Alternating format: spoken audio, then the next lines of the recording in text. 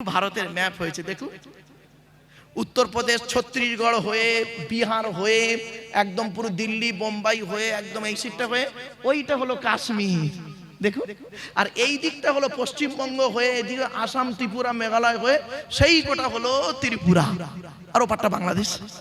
তো জন্য আমি আপনাদের অনুরোধ করছি এই ভারতের ম্যাপ না করে পশ্চিম বাংলার বসিরহাট থানার ম্যাপটা একটু করে ফেলুন, একটু আগিয়ে আগিয়ে আসুন বাপেরা, একটু আগিয়ে আগিয়ে গায়ে গায়ে গায়ে গায়ে বসুন। আমি কিন্তু বলিনি, কোরআনের দলিল।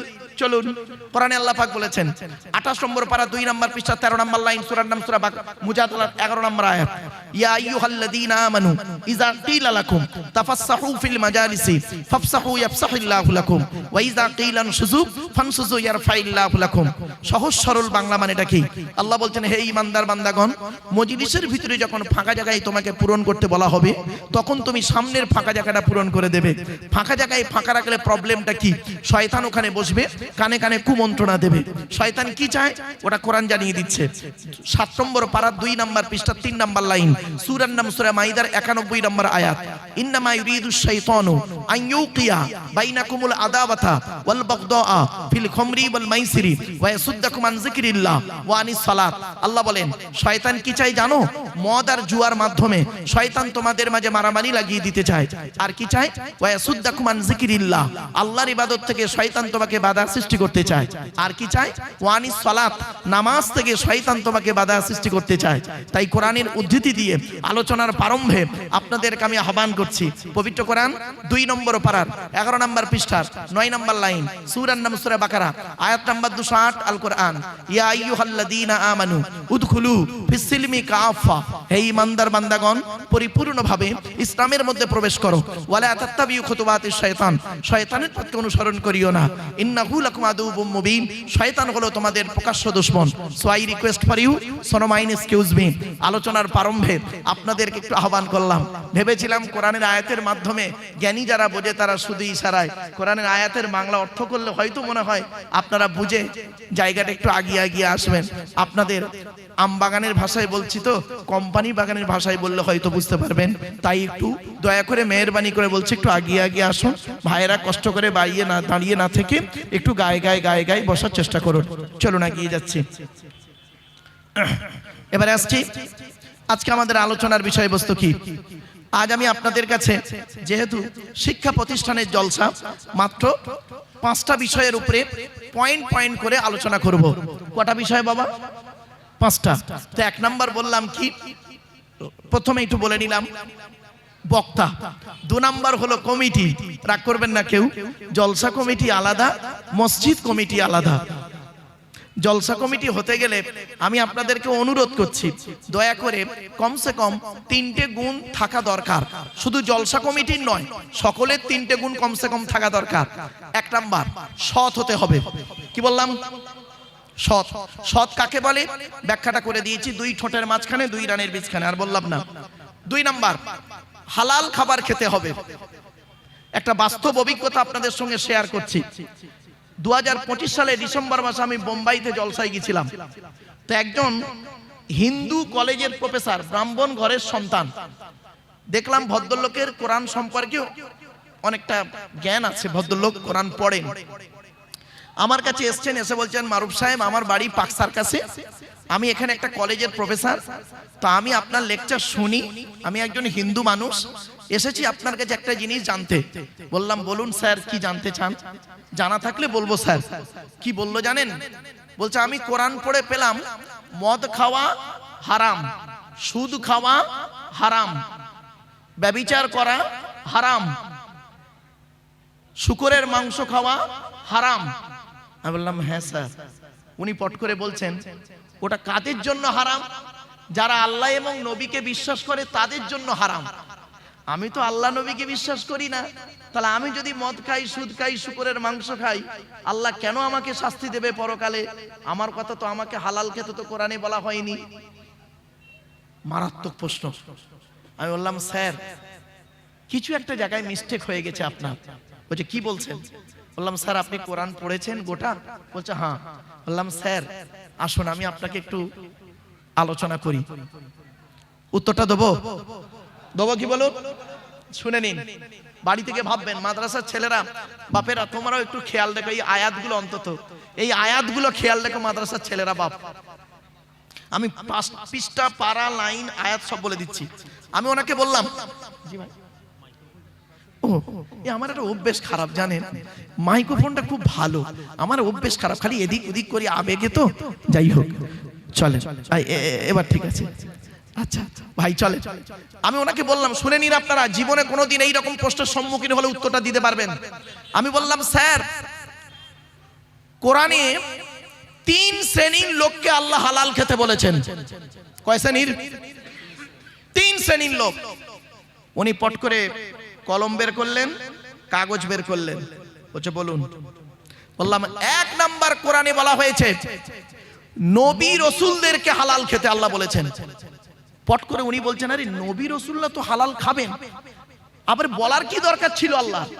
বললাম স্যার, কোরআনে আল্লাহ পাক বলেছেন 8 নম্বর পারা 10 নম্বর পৃষ্ঠা 6 নম্বর লাইন, সূরার নাম সূরা আরাফ, ফালানাসআলান্নাল্লাযীনা উরসিলা ইলাইহিম ওয়ালানাসআলান্নাল মুরসালিন। প্রত্যেক নবী রাসূলকে আমি কিয়ামতের মাঠে জিজ্ঞাসা করব, আপনাকে নবী করে পাঠিয়েছিলাম, আপনি আপনার দায়িত্ব পালন করেছিলেন পৃথিবীতে? আপনাকে রাসূল করে পাঠিয়েছিলাম, আপনি আপনার দায়িত্ব পৃথিবীতে পালন করেছিলেন?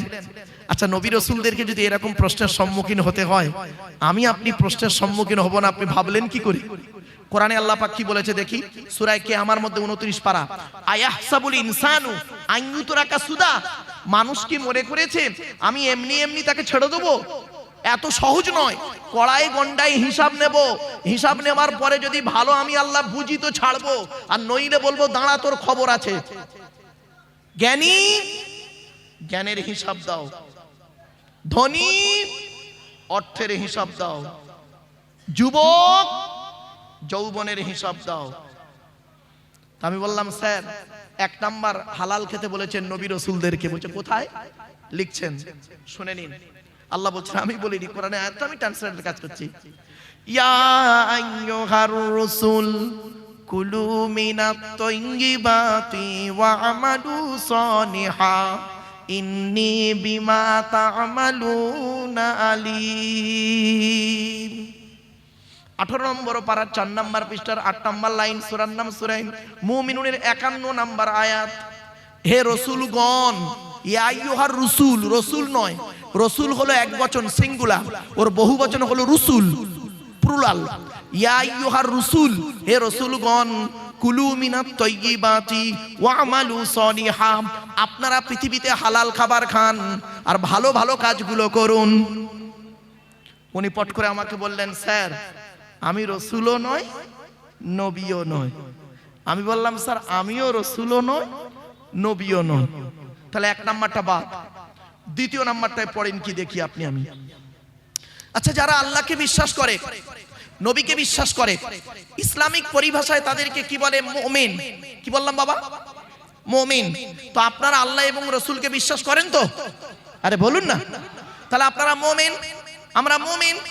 চলুন আমাদেরকে আল্লাহ হালাল খেতে বলেছেন কিনা দেখি দলিল। ইয়া আইয়ুহাল্লাযীনা আমানু কুলু মিন তাইয়্যিবাতি মা রাযাকনাকুম ওয়াশকুরু লিল্লাহি ইন কুনতুম ইয়্যাহু তা'বুদুন। 2 নম্বর পারা 4 নম্বর পৃষ্ঠা 14 নম্বর লাইন, সূরার নাম সূরা বাকারার 172 নম্বর আয়াত।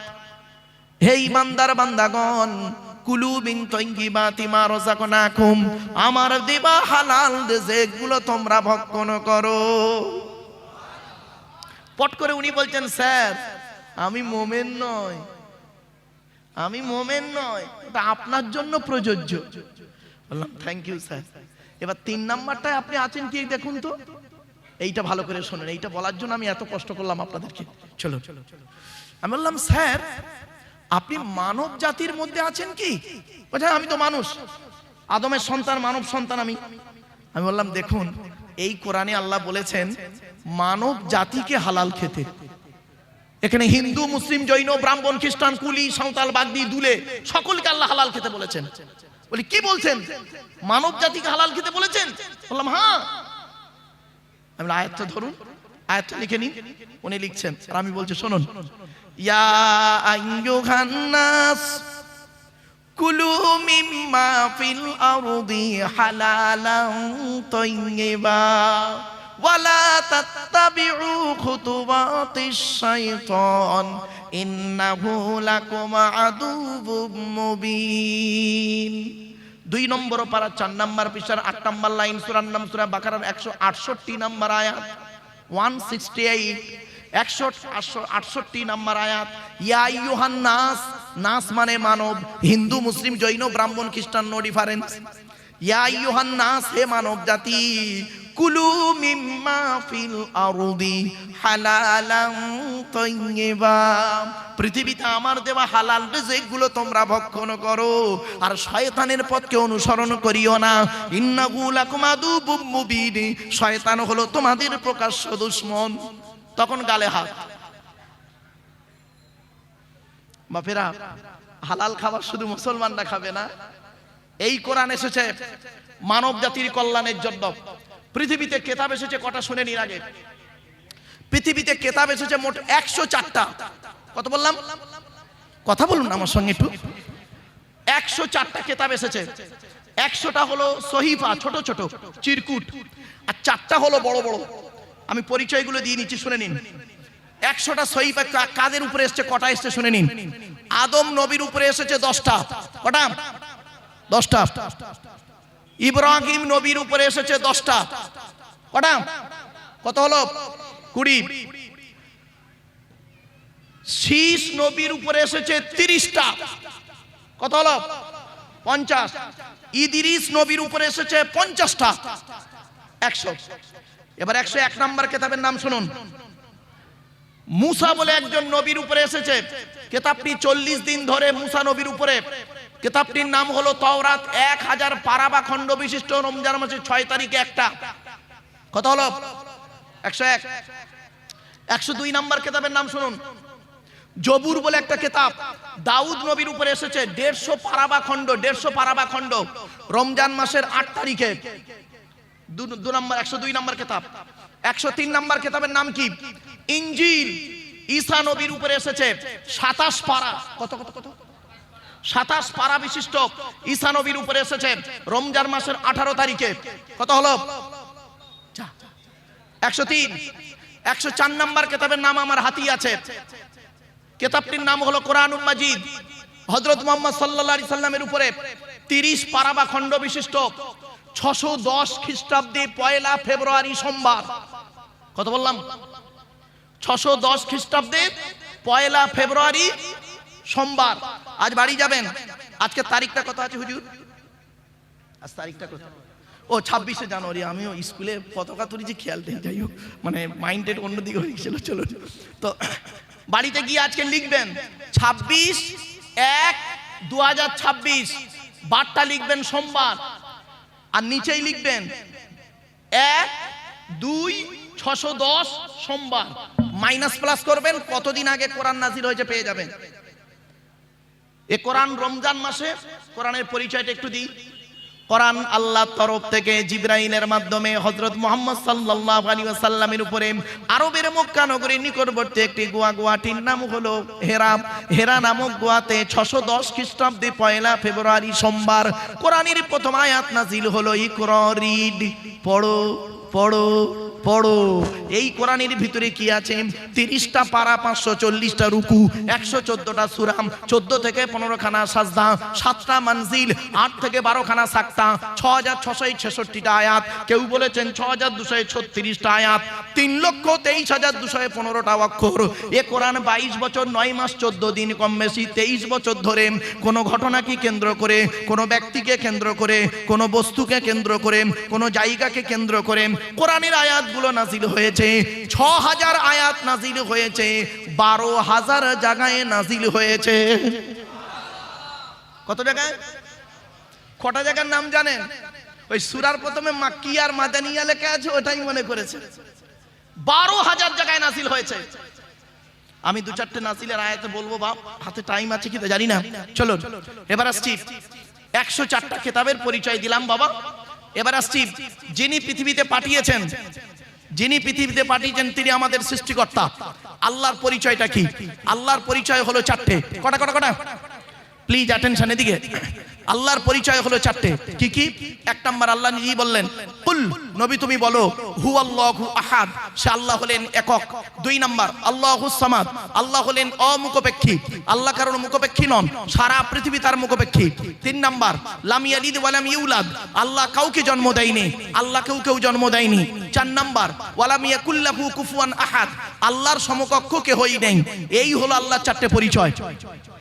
এবার আসছি, এই যে সূরাটি আমি পড়লাম, এই সূরাটি আপনাদের অনেকের মুখস্থ নেই। আর ভাই বলুন না, একটু কথা বলুন না, আছে তো? আমি আবার পড়লাম কি করতে? চারটে কারণ। এক নাম্বার, এই সূরাটি যে আল্লাহর পরিচয় সেটা জানিয়ে দিলাম। নাম্বার 2, এই সূরাটি আরবি ভাষায় বাংলায় ট্রান্সলেট করে বলে দিলাম। নাম্বার 3, এই সূরাটির মধ্যে চারটে ধর্ম বেরিয়েছে, মুশরিক, ইহুদি, ইসলাম আর খ্রিস্টান। বাড়ি থেকে ভাববেন। 4 নাম্বার পয়েন্ট, আল্লাহর নবী বলেছেন, কোন ব্যক্তি যদি কুল হুয়াল্লাহ সূরা 3 বার পাঠ করে, কবার কুল হুয়াল্লাহ সূরা যদি 3 বার কোন ব্যক্তি পাঠ করে, ওই ব্যক্তির আমলনামায় 1 খতম কোরআন শরীফ পড়ার সওয়াব আল্লাহ লিখে দেবে।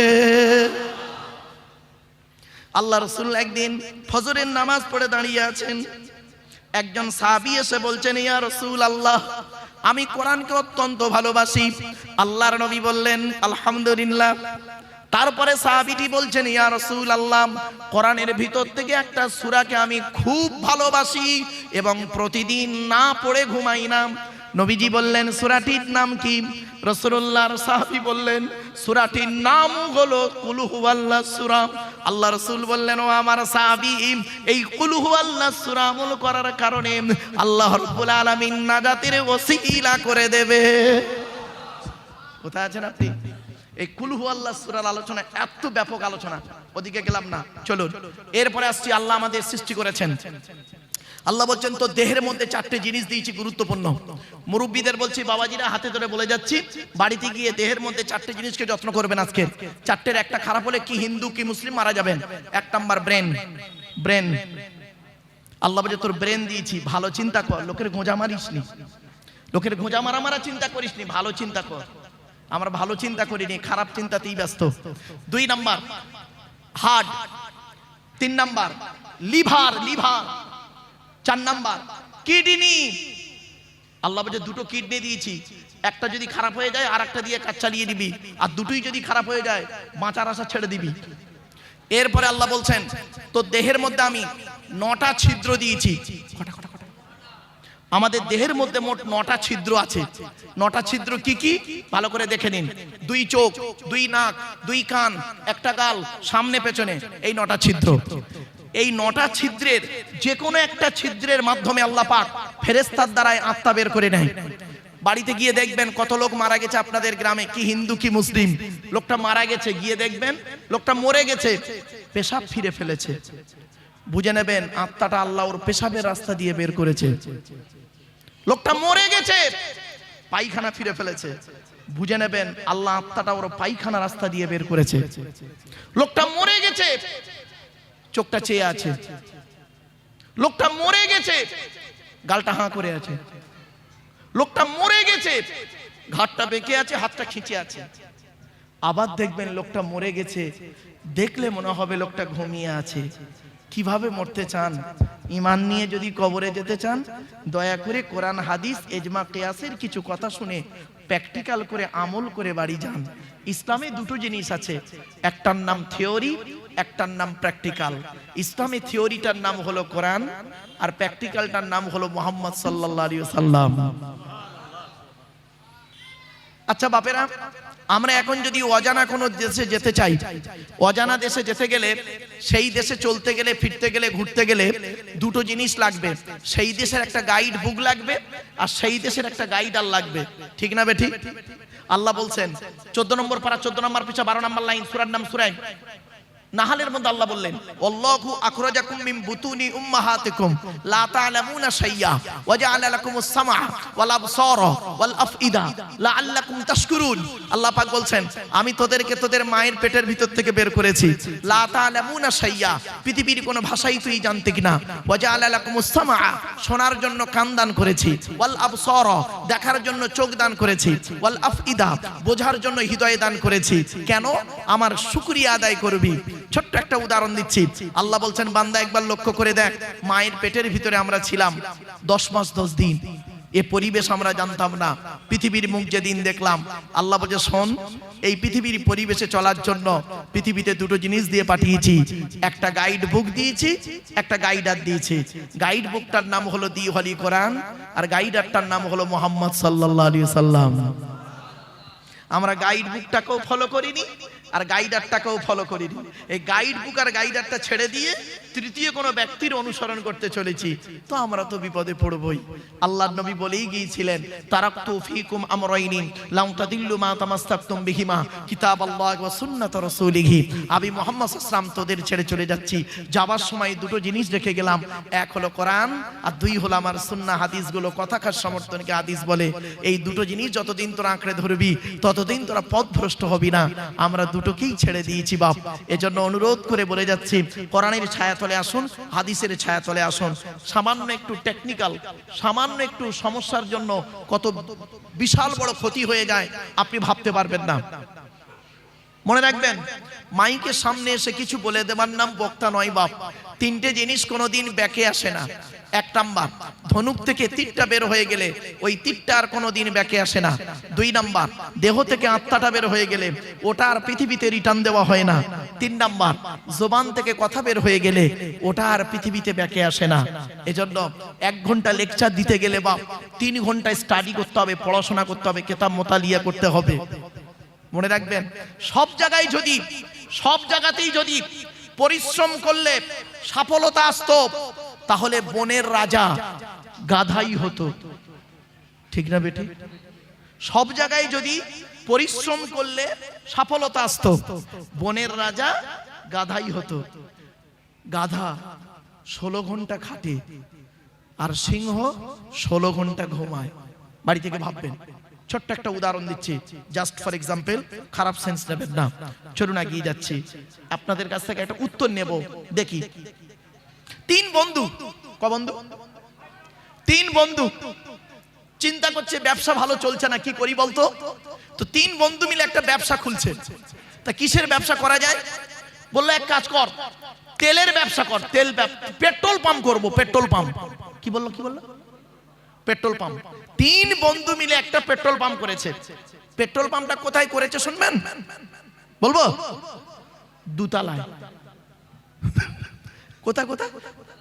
দোতলায় পেট্রোল পাম্প খুলেছে। 6 মাস হয়ে গেছে, 1 লিটার তেল বিক্রি হয়। তো 3 বন্ধু আবার বসেছে, দূর ঘোড়ার দিন, ব্যবসা করে কোনো লাভ নেই। 6 মাস পেট্রোল পাম্প খুলেছে, একটাও খরিদ্দার আসেনি। তা কাজ কর। বললো কি? বলে পেট্রোল পাম্পটা বন্ধ করে দিয়ে হোটেল কর, রেস্টুরেন্ট হোটেল কর। তো পেট্রোল পাম্প বন্ধ করে দিয়ে রেস্টুরেন্ট করেছে, হোটেল করেছে। 6 মাস হয়ে গেল, একটাও খরিদ্দার আসেনি। কারণটা কি? কারণটা কি বলুন? বুঝতে পারছেন না? এই প্যাঁচটা যেদিন বুঝতে পারবে সেই দিন জানবেন কিছু জানতে পেরেছি। আব্দুল্লাহ মারুফের কথা একটু বুঝে এসছে, শোনেন, খুলে বলে দিচ্ছি। প্রথমে ওরা কি করেছিল? আরে বলুন না, পেট্রোল পাম্প করেছিল। সাইনবোর্ডটা কি লিখেছিল? Petrol pump. দোতলায় ছিল বলে কোনো খরিদ্দার যায়নি। এবারে পেট্রোল পাম্প বন্ধ করে দিয়ে ভেতরে কি করেছে? হোটেল। বাইরে সাইনবোর্ডটা কি আছে? Petrol pump. ওইটাকে যদি রেস্টুরেন্ট লিখে দিত তাহলে আর এই সমস্যায় পড়তে হতো না। জ্ঞানী গুণী বুদ্ধিজীবী মানুষ, জ্ঞানী যারা বোঝে তারা শুধু ইশারায়। বাড়ি থেকে একটু ভাববেন। চলুন, আমরা এমন মানুষ না, আমরা এমন মানুষ, রাগ করবেন না, আমরা এমন মানুষ, কিরকম মানুষ দেখবেন, নিজের পাপের বাটখারা দিয়ে অন্যের পাপ ওজন করি। ঠিক না বেটি? বাটখারা বোঝে ভাই?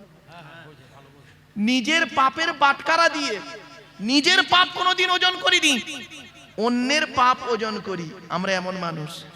আমরা এমন মানুষ না, দুধওয়ালা লোকের বাড়ি বাড়ি যায়, দুধ কিনে সহজে কেউ খেতে চায় না। মদওয়ালা দোকান দিয়ে বসিরহাটে বসে আছে, ও মোটর সাইকেলে তেল পুড়িয়ে মদ কিনে খেয়ে মারামারি করে রোজার মাসে হাজি সাহেবের বেটা লখাবে চুপ মেরে বসে আছে। দুধওয়ালা কোথায় গিয়েছিল? বলুন বলুন বলুন। ওর বাড়ি গিয়েছিল, খায়নি। আমরা এমন মানুষ না, দুধওয়ালাকে বলি এই দুধে পানি দিসনি তো, আর মদে পানি ঢেলে খায়।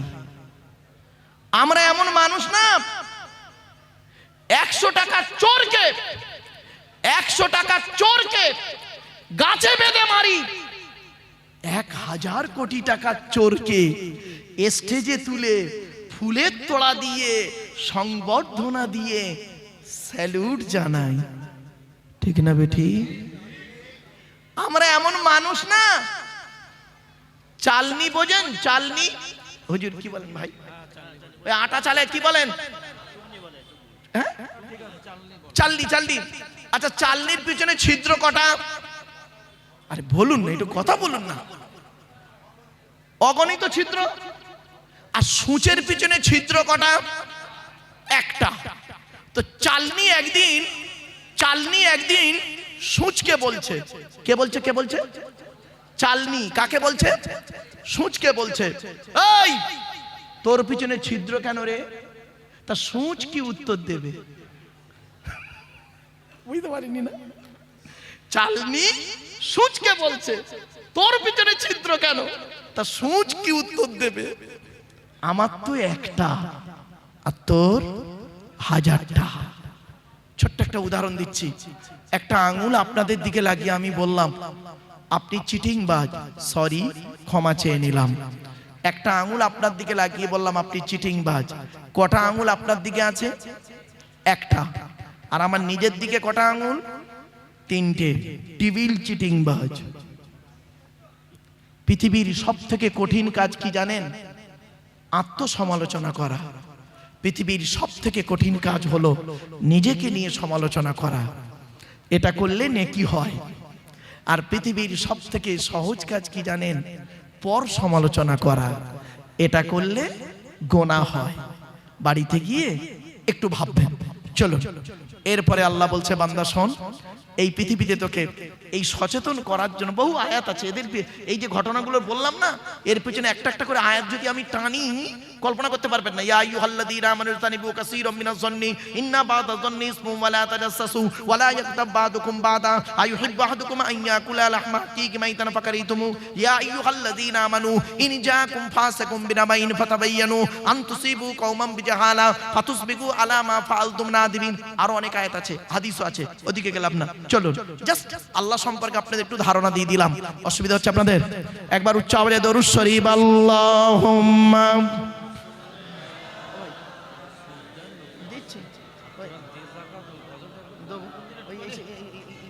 কাগজ আছে, হ্যান্ডবিল আছে আপনাদের? হ্যান্ডবিল লিফলেট আছে কেন? লিফলেট হ্যান্ডবিল কি গাছা গাছা আজিজিয়া হিফজুল কোরআন, এই অত বড় বলতে পারবো না, সংক্ষেপে। আপনারা এসেছেন মাদ্রাসা জলসায়, তাই তো? আরে ভাই বলুন না, একটু কথা বলুন না। আচ্ছা, এই মাদ্রাসা সংক্রান্ত 2 লাইন ছড়া বলবো আপনাদের। বলবো কি বলুন? তাহলে বলবো, নইলে বলবো নি। বলবো? একবার তাকবীর, নারায়ে তাকবীর, নারায়ে তাকবীর। গাছা আজিজিয়া মাদ্রাসা, নারায়ে তাকবীর। ধন্য গো ধন্য তুমি আজিজিয়া মাদ্রাসা, তোমারে বুকে শিখেছে সবাই আল কোরআনের পাক ভাষা। নারায়ে তাকবীর। ধন্য গো ধন্য তুমি আজিজিয়া মাদ্রাসা, তোমারে বুকে শিখেছে সবাই আল কোরআনের পাক ভাষা। ছোট ছোট ছেলে মেয়ে বুকে কিতাব লইয়া সাজ সকালে আসছে তারা, তোমায় তারা জানিয়া। ও মুসলমান নর নারী, শান্তি যদি পেতে চাও আজিজিয়ার মাদ্রাসাতে ছেলে মেয়ে পড়তে দাও। কেন? কবর আযাব হবে যখন তোমার আমার উপরে, ছেলে মেয়ে পড়বে কোরআন, শান্তি পাবে কবরে। মৌতেরি কষ্ট কঠিন শুনে রেখো মুসলমান, কোরআন শরীফ পড়লে পাশে জাকান্দানি হয় আসান। নারে তাকবীর। ধন্য গো ধন্য তুমি আজি জিয়ার মাদ্রাসা, তোমারে বুকে শিখিছে সবাই আলো কোরআনের পাক ভাষা। ছোট ছোট ছেলে মেয়ে বুকে কিতাব লইয়া, সাজ সকালে আসছে তারা তোমায় তারা জানিয়া। ও মুসলমান নর নারী, শান্তি যদি পেতে চাও আজি জিয়ার মাদ্রাসাতে ছেলে মেয়ে পড়তে দাও। কেন? কবর আযাব হবে যখন তোমার আমার উপরে, ছেলে মেয়ে পড়বে কোরআন, শান্তি পাবে কবরে। মৌতেরি কষ্ট কঠিন শুনে রেখো মুসলমান, কোরআন শরীফ পড়লে পাশে জাকান্দানি হয় আসান। নারে তাকবীর। এই গ্রামটার নাম গাছা গ্রামের বাসিন্দারা জানাই তোমাদের সালাম, তোমাদেরই অর্থ দানে তৈরি যেই প্রতিষ্ঠান। ঠিক না বে ঠিক? গাছা গ্রামের বাসিন্দারা জানাই তোমাদের সালাম, তোমাদেরই অর্থ দানি তৈরি যেই প্রতিষ্ঠান। ব্যবসায়ীদের জানাই আরো হাজার হাজার আসসালাম, চাষবাসে চাকুরি ব্যবসায় করেন খোদা লাভবান। ব্যবসায়ীদের জানাই আরো হাজার হাজার আসসালাম, চাষবাসে চাকুরি ব্যবসায় করেন খোদা লাভবান। অবশেষে জানাই আমি শোনো যত শ্রোতাগণ, আজি জিয়ার ফুলের বাগান করোনা যে বিরান। অবশেষে জানাই আমি শোনো যত শ্রোতাগণ, গাছা গ্রামের ফুলের বাগান করোনা যে বিরান। ধন্য গো ধন্য তুমি আজি জিয়ার মাদ্রাসা, তোমারে বুকে শিখিছে সবাই আলো কোরআনের পাক ভাষা। সুবহানাল্লাহ সুবহানাল্লাহ। অসুবিধা হলো বাবা? একবার দরুদ শরীফ আল্লাহুম্মা, জোরে জোরে। ভাই কতক্ষণ আছে? আচ্ছা ঠিক আছে।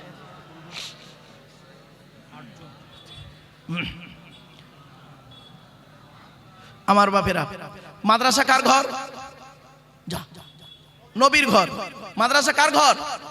নবীর ঘর। এখন চলুন, নবীর ঘর তো নবীর পরিচয়টা জেনে নিন। নবীর পরিচয় কি শুনে নিন, নবীদের পরিচয়, শুধু নবীর নয়, নবীদের। নবীদের পরিচয় হলো তিনটে। কটা বাপ, কটা কটা, তাড়াতাড়ি বলুন। তিনটে। কি কি? এক নাম্বার, যিনি নবী হবেন তার উপরে আল্লাহর তরফ থেকে ওহী নাযিল হতে হবে। দুই নাম্বার, যিনি নবী হবেন তার দ্বারাই অলৌকিক ঘটনা ঘটতে হবে, একটা হোক বা 50টা হোক। পৃথিবীতে যত নবী এসেছেন প্রত্যেক নবীর মাধ্যমে আল্লাহ পাক 1 থেকে 50টার ভিতরে মুজিজা দিয়েছেন। আমার নবী বিশ্ব নবী কুল কায়নাতের রাসূল রাহমাতুল লিল আলামিন মুহাম্মদ সাল্লাল্লাহু আলাইহি সাল্লামের মাধ্যমে আল্লাহ পাক পৃথিবীতে 1000-এরও বেশি মুজিজা দিয়েছেন। কি ভাবছেন? এর মধ্যে 1000 মুজিজা কটা জানেন আপনি? হাতে সময় থাকলে একটা বলবো ইনশাআল্লাহ। মৌমাছির ঘটনা খালি একটু মাথায় রেখে দেবেন, যদি আমি ভুলে যাই মনে করিয়ে দেবেন। এরপরে আসছে যিনি নবী হবেন তার চরিত্র উত্তম হতে হবে। এই তিনটে শর্ত থাকতে হবে নবী হতে গেলে। তো আসুন, আমরা যে নবীর উম্মত তার নাম হলো মুহাম্মদ সাল্লাল্লাহু আলাইহি ওয়াসাল্লাম, তাই তো নাকি? আচ্ছা, মুহাম্মদ সাল্লাল্লাহু আলাইহি ওয়াসাল্লাম যে আমরা তার উম্মত, এখন তার পরিচয়টা আপনারা জেনে নিন। চলো, মুহাম্মদ সাল্লাল্লাহু আলাইহি সাল্লাম তিনি কোন বংশে জন্মগ্রহণ করেছেন? কুরাইশ বংশে। কার নাম কুরাইশ? চলুন আমি বলে দিচ্ছি, তবে সুবহানাল্লাহটা একটু দয়া করে জোরে বলতে হবে, পারবেন তো? হ্যাঁ, চলুন। কোন বংশ বললেন? মুহাম্মাদের বাপের নাম আব্দুল্লাহ, আব্দুল্লাহর বাপের নাম আব্দুল মুত্তালিব, আব্দুল মুত্তালিবের বাপের নাম আব্দে মান্নাফ, আব্দে মান্নাফের বাপের নাম হাশেম, হাশেমের বাপের নাম কুসাই, কুসাইয়ের বাপের নাম কিলাব, কিলাবের বাপের নাম মুররা, মুরার বাপের নাম লুবাই, লুবাইয়ের বাপের নাম কাব, কাবের বাপের নাম গালিব, গালিবের বাপের নাম ফিগির, ফিগির থেকে কুরাইশি বংশ এসেছে। নবীর বাপের নাম আব্দুল্লাহ, মায়ের নাম আমিনা, দাদার নাম আব্দুল মুত্তালিব, দাদির নামটা কি? নেতিলা বিনতে খব্বাব, ব্র্যাকেটে ফতেমা, কেউ বলেছেন সামিরা। নবীর নানার নাম হলো আব্দুল ওয়াহাব জুগুরি, নবীর নানির নাম হলো বারিনা বা বাররা, নবীর দুধমার নাম হলো হালিমা, নবীর দুধ বাপের নাম হলো হারেস, নবীর দুধ ভাইয়ের নাম আব্দুল্লাহ, নবীর বাপের নাম আব্দুল্লাহ, নবীর দুধ ভাইয়ের নাম আব্দুল্লাহ, দুটো জন এক করে ফেলবেন না। নবীর জন্ম 570 খ্রিস্টাব্দে, ইংরাজি কি মাস ছিল? 29শে আগস্ট। আল্লাহ নবীর জন্ম হলো 570 খ্রিস্টাব্দের 29শে আগস্ট, আর নবীর আকিকা হয়েছিল 5ই সেপ্টেম্বর। কত কত কত? 570 খ্রিস্টাব্দের সেপ্টেম্বর মাসের 5 তারিখে নবীর আকিকা হয়েছিল। শুনে নিন, 570 খ্রিস্টাব্দের 29শে আগস্ট, আরবি মাস ছিল রবিউল আউয়াল মাস 12 তারিখ, মতান্তরী 9 তারিখ, সোমবার শবে সাদেকের সময় আরবের মক্কা নগরী কুরাইশ বংশে নবীর জন্ম। নবীর বাপেরা হলো 10 ভাই, নবীর মায়েরা হলো 19 বোন। নবীর 9টা চাচা, কটা কটা কটা? নবীর 9টা চাচা, 18টা খালা, 6টা ফুপু, 7টা ছেলে মেয়ে।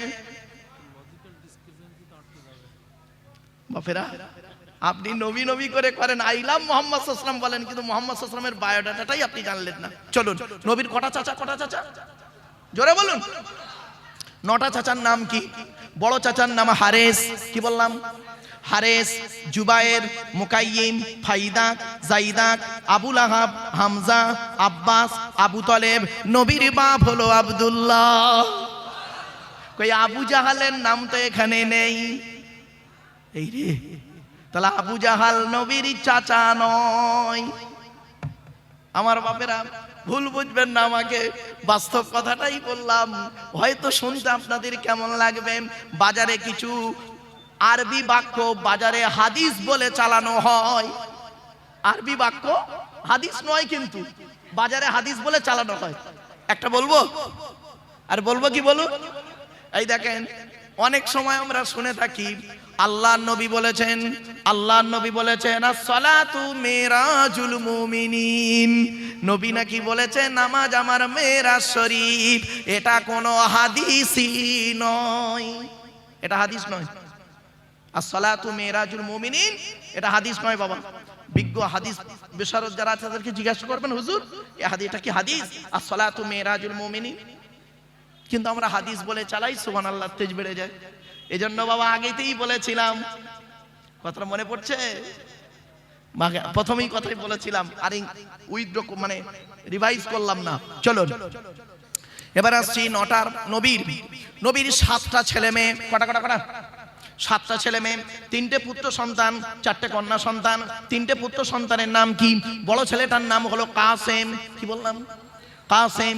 পরের ছেলেটার নাম হলো তাহের বা তৈয়েব। ছোট ছেলেটার নাম হলো ইব্রাহিম। এই তিনটে পুত্র সন্তান বাল্যকারী আল্লাহ দেখে নেয়। নবীর সব থেকে যে সন্তানটি বেশি দিন বেঁচে ছিলেন 17 মাস 14 দিন। কত কত কত 17 মাস 14 দিন, এগুলো মাথায় রাখবেন। চলো এরপরে আসছি নবীর 4টে কন্যা সন্তান। বড় মেয়েটার নাম জয়নাব, রুকাইয়া, উম্মে কুলসুম। ছোট মেয়েটার নাম হলো ফাতেমা, যার সঙ্গে নবীজি হযরত আলীর বিবাহ দিয়েছিলেন। হযরত আলী রাদিয়াল্লাহু তাআলা আনহুকে জামাই করতে গেলেন কেন?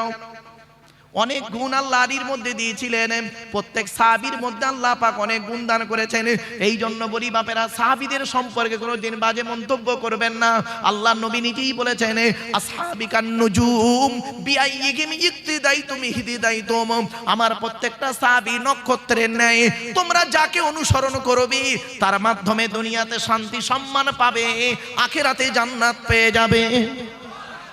এজন্য খবরদার, সাহাবীদের সম্পর্কে কোনোদিন বাজে মন্তব্য করবেন না। চলুন এগিয়ে যাচ্ছি। কোন ছেলেকে জামাই করবেন এখান থেকে শিক্ষা নিয়ে নিন।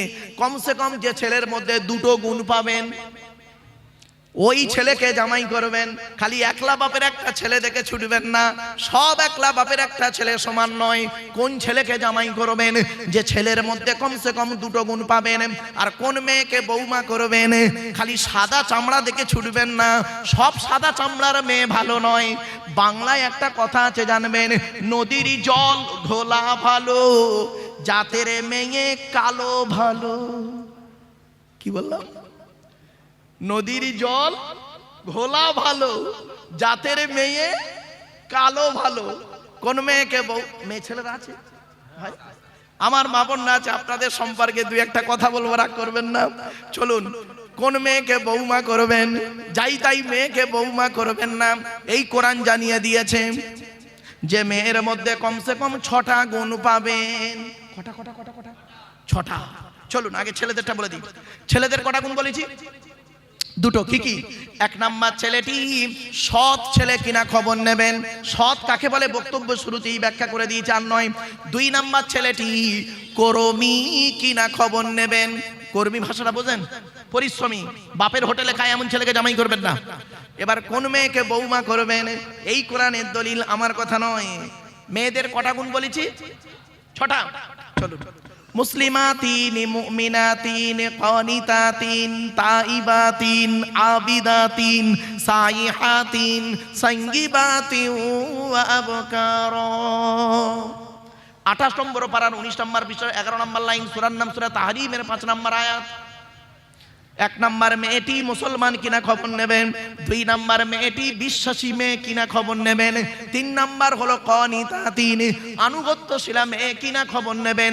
দূর থেকে খবর নিয়ে দেখবেন ওই মেয়েটি ওর বাপ আর মাকে ভক্তি শ্রদ্ধা করে কিনা খবর নেবেন। দূর থেকে খবর নিয়ে সঠিক তথ্য যদি পেয়ে যান মেয়েটি ওর বাপ আর মাকে ভক্তি শ্রদ্ধা করে না, ও যত সুন্দরী মেয়ে হোক আর যত পিসা মরি সাহেবের মেয়ে হোক, খবরদার ওই মেয়েকে জীবনে কোনোদিন বৌমা করবেন না। ও ওর নিজের বাম্মাকে ভক্তি শ্রদ্ধা করে না, তোমার বাম্মার পাতে সহজে 1 থালা ভাত দিতে চাইবে না। ঠিক না বেঠি? বেশিরভাগ মেয়েদের সংসার নষ্ট হয় মেয়ের মায়ের কান ভাঙানিতে। যে মেয়ের মা যত বেশি চালাক, ওই মেয়ের কপালে তত তাড়াতাড়ি তলাক। ঠিক না বেঠি? বাস্তব কথা বললাম। যে মেয়ে ছেলে দেখবেন বিবাহের পরে স্বামীর কথার গুরুত্ব না দিয়ে ওর বাম্মার কথাই উঠে বসে, ওই মেয়ের সংসার হলো জাহান্নাম। এজন্য অনুরোধ করে বলে যাচ্ছি, আল্লাহ রাসূল একদিন সাহাবীদেরকে বললেন, তোমাদের বাড়িতে কয় শ্রেণীর মেয়ে আছে গো? আচ্ছা, তার আগে একটা কথা বলি, আপনাদের রেগে যাবেন না কেউ। নারী জাতির শত্রু হলো 2টো। কটা কটা? মেয়েদের শত্রু কটা জানেন? পৃথিবীতে 2টো। 1 নাম্বার হলো কে জানেন? সতীন।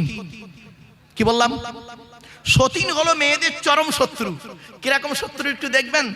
মা বোনেদের বুদ্ধি দেখুন। মা বোনেরা ক্ষমা চাচ্ছি, রেগে যাবেন না আমার উপরে, বাস্তবটাই বলছি। মেয়েদের বুদ্ধি একটু দেখুন।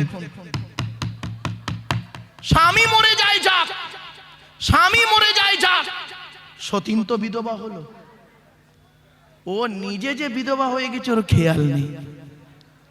আবার মা বোনেদের আরেকটা শত্রুর নাম শুনুন, ননদ। কি বললাম?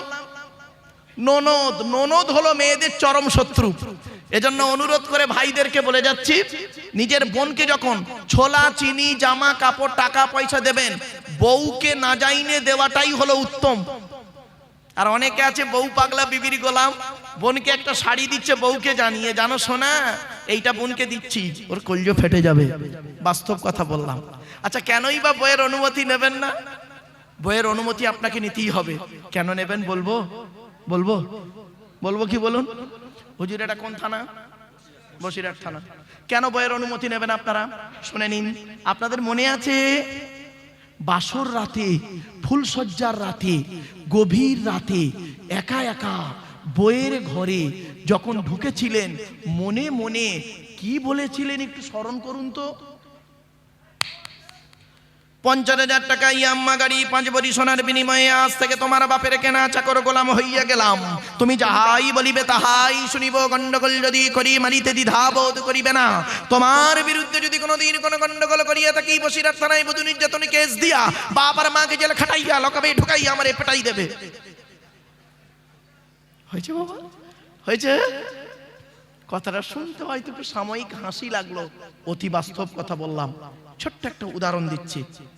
আল্লাহর নবী একদিন বসে আছেন মসজিদে নববীতে। Please attention. আল্লাহর নবী মসজিদে নববীতে বসে আছেন একদিন। ডান দিকে আবু বকর সিদ্দিক রাদিয়াল্লাহু তাআলা আনহু বসে আছেন। আচ্ছা আবু বকর সিদ্দিক রাদিয়াল্লাহু তাআলা আনহু নবীজির কে হন? শ্বশুর। কে হন? শ্বশুর। আচ্ছা কে বড়? আবু বকর বড় না নবীজি বড়? বলেন বলেন। আরে ভুল হোক না, সংশোধন করার জন্যই জলসা দেওয়া হয়। কে বড়?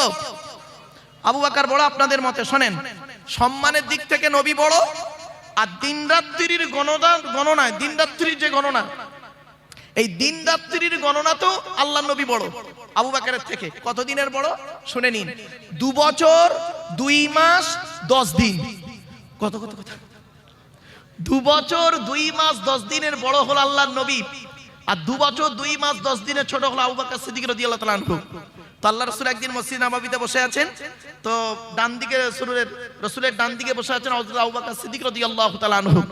তো এমত অবস্থায় তৎকালীন সময়ে মদিনার পয়সাওয়ালা লোক একজন, লোকটার নাম হলো আমর জামুহ রাদিয়াল্লাহু তাআলা আনহু। কি বললাম বাবা? আমর জামু। নামটা একটু বলেন দয়া করে, সাহাবীর নামটা একটু বলেন। আমর জামুহ রাদিয়াল্লাহু তাআলা আনহু। উনি আসছেন।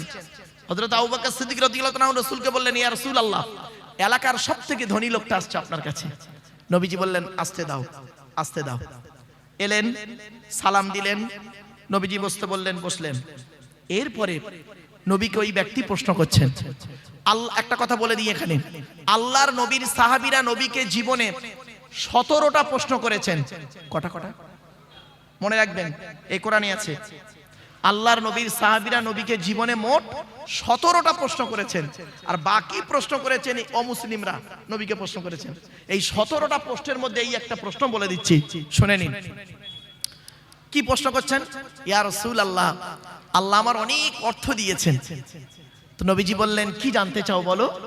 সাহাবী বললেন, ইয়া রাসূলুল্লাহ, আমি জানতে চাইছি টাকা পয়সাগুলো কোথায় ব্যয় করে গেলে কবরে শান্তি পাবো, কিয়ামতের মাঠে নাজাত পাবো।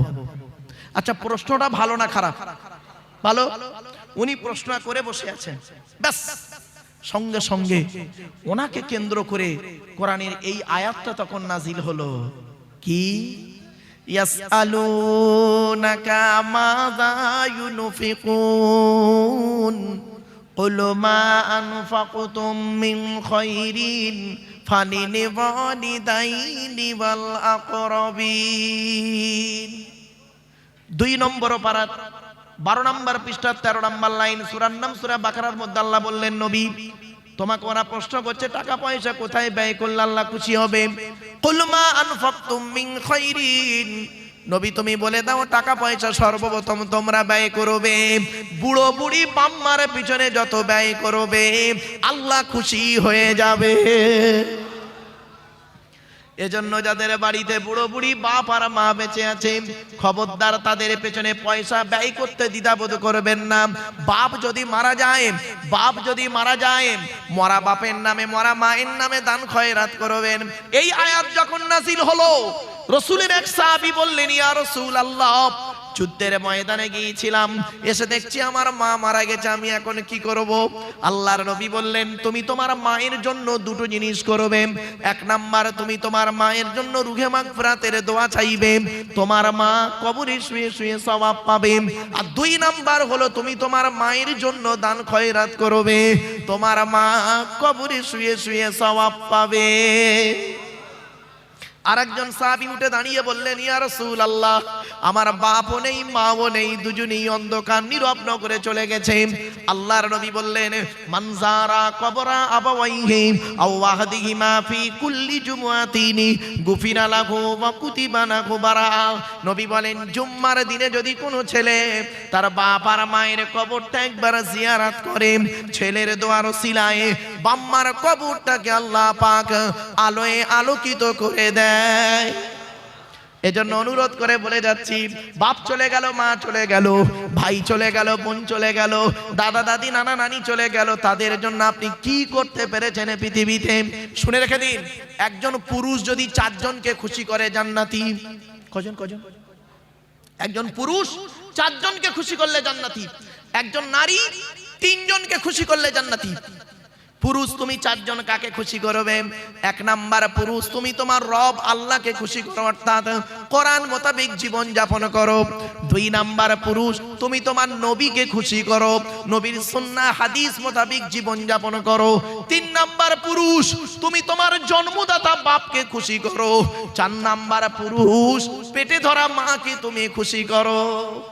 জান্নাত খুঁজতে মসজিদে গিয়েছো বাবা, আল্লাহর নবী বলেন, জান্নাত মসজিদে পাবিনি, পাবি তুই কোথায়? ইন্নাল জান্নাতা তাহতা আকদামিল উম্মাহাত, জান্নাত তোর বাপ আর মায়ের পায়ের তলায়। শুনে নিন, মা বোনেরা রাগ করবেন না, রেগে যাবেন না কেউ। হয়তো বলবেন যে উনি পুরুষ বলে পুরুষদের টেনে বলছেন না। মা তার ছেলেকে কত দূর তুলতে পারে জানেন? এত দূর। ঠিক না বেঠিক? বলুন না, আমার সাথে কথা বলুন। মা তার ছেলেকে কত দূর নেয়? এই বুক পর্যন্ত, এর উপরে আর মা তুলতে পারে না বাচ্চা। আর বাপ তার ছেলেকে কোথায় নেয়? কাঁধে, কাঁধ থেকে আবার মাথায়। বাপ বলতে চায়, বেটা রে, আমি গরিব ছিলাম, আমি অনেক দূর যেতে পারিনি ভবিষ্যতে, তুই আমার কাঁধে বস, আমার মাথায় বস, বসা আমি যেখানে পৌঁছাতে পারিনি তুই তার থেকে আরো দূরে পৌঁছে যাও দূর ভবিষ্যতে, আল্লাহ খুশি হবে। জোরে বলো। আগে ভালো ছেলে হন, পরে ভালো জামাই হবেন। আর আমরা এখানে দেখবেন ভালো জামাই হতে পেরেছি, ভালো ছেলে হতে পারিনি। ঠিক না? ঠিক। আমার শ্বশুর কি বলে জানেন? আমার শ্বশুর লোককে বলে আমার জামাই খুব ভালো, আমার শাশুড়ি লোককে বলে আমার জামাই খুব ভালো। আর আমার জন্মদাতা বাপটা কি বলে শুনবেন? ওকে জন্ম দিয়ে পাপ করেছি। পেটে ধরা মাটা কি বলে শুনবেন? ওর পেটে ধরে ভুল করেছি। কেন? যে মা 10 মাস 10 দিন পেটে ধারণ করলো, গর্ভে ধারণ করলো, নিজের পেশাবের উপরে সেই মা, আমার পেশাবের উপরে আমার মা ঘুমালো, আমাকে তার বুকের উপরে আশ্রয় দিল। যে মা রাতকে দিন, দিনকে রাত করে খাটলো, আর যে বাপ মাঠে খেটে খেটে মাথার ঘামকে পায়ে ফেলে নিজের মুখের আহার কেটে খাইয়ে মানুষ করলো, সেই বাম্মার জন্য আপনি কি করেছেন? বাপ চলে গেছে, মা চলে গেছে। আমি আপনাদেরকে একটা প্রশ্ন করব, কেউ রেগে যাবেন না, দয়া করে একবার হাতটা তুলবেন কাদের বাম্মা মারা গেছে, অথবা বাপ মারা গেছে, অথবা মা মারা গেছে, অথবা বাম্মা দুজনে মারা গেছে। হাত তুলুন। লজ্জা করছেন কেন? বাম্মা মরে গেছে, হাত তুলতে লজ্জা? নামান। আমিও আপনাদের মধ্যে একজন পিতামাতা হারা সন্তান। 2019 সালে অক্টোবর মাসের 3 তারিখ শুক্রবার 5:30টার সময় আমি আমার বাপকে হারিয়েছি।